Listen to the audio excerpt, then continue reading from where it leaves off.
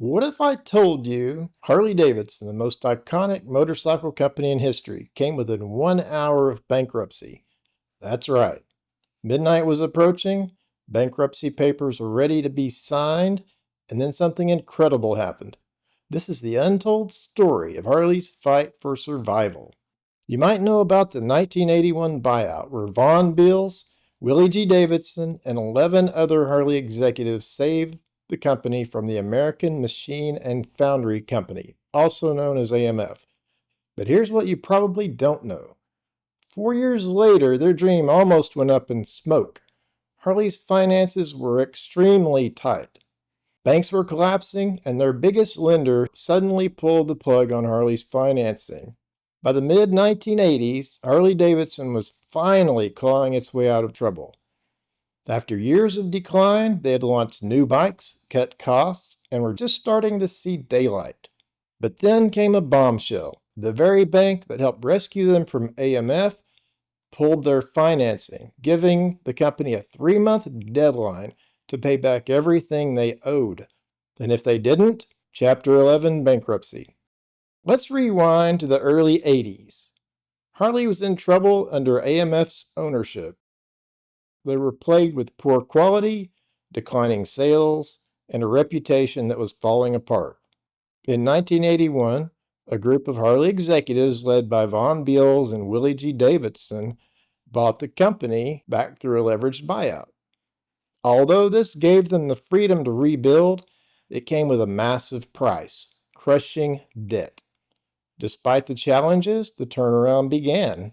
In 1982, they introduced the revolutionary FXR. It was a lightweight bike, agile and forward-thinking. In 1983, they launched the Harley Owners Group, connecting riders worldwide. And in 1984, the iconic Evo V-Twin hit the market, a smoother, more reliable engine that could redefine Harley's bikes for decades. The Softail also hit the market during that time period. Progress was happening, quality was up, new bikes were selling, and in 1983, Harley was back in the black. But change is expensive, especially in manufacturing. The turnaround wasn't complete, and Harley still relied on their lender, Citicorp Industrial Credit, to keep the cash flowing. Here's where the story takes a dramatic and unforeseen turn. Citicorp had been financially supporting Harley, thanks to a loan officer named Jack Riley. Riley believed in the company's vision for the future, but by 1985, Citicorp found itself in a troubled banking landscape. Lending defaults had rocked the banking world. There was the savings and loan crisis. Interest rates were sky high, resulting in increased lending costs. Adding to all of this, Citicorp did not hold an optimistic economic outlook during this time.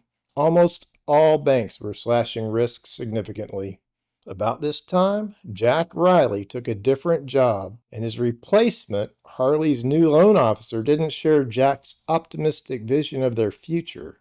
On September 6, 1985, Von Beals delivered devastating news to Harley's leadership team.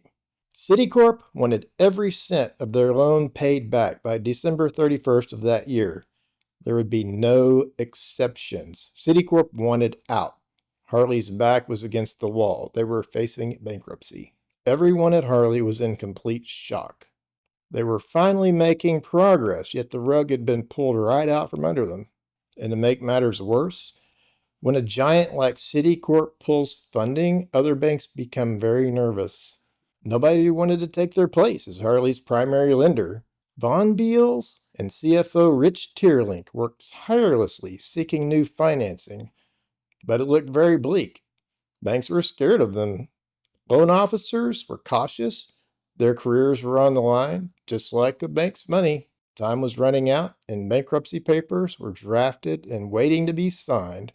Then came a glimmer of hope by way of Heller Financial Corporation. Heller's vice chairman, Bob Coe, was a Harley rider, and he understood their vision for the future. He believed in the company. But there was one problem. Heller's CEO, Norm Blake, did not share Coe's enthusiasm. He turned down the deal. But fortunately, Bob Coe did not give up. The deal was sweetened, and he managed to persuade Blake to reconsider.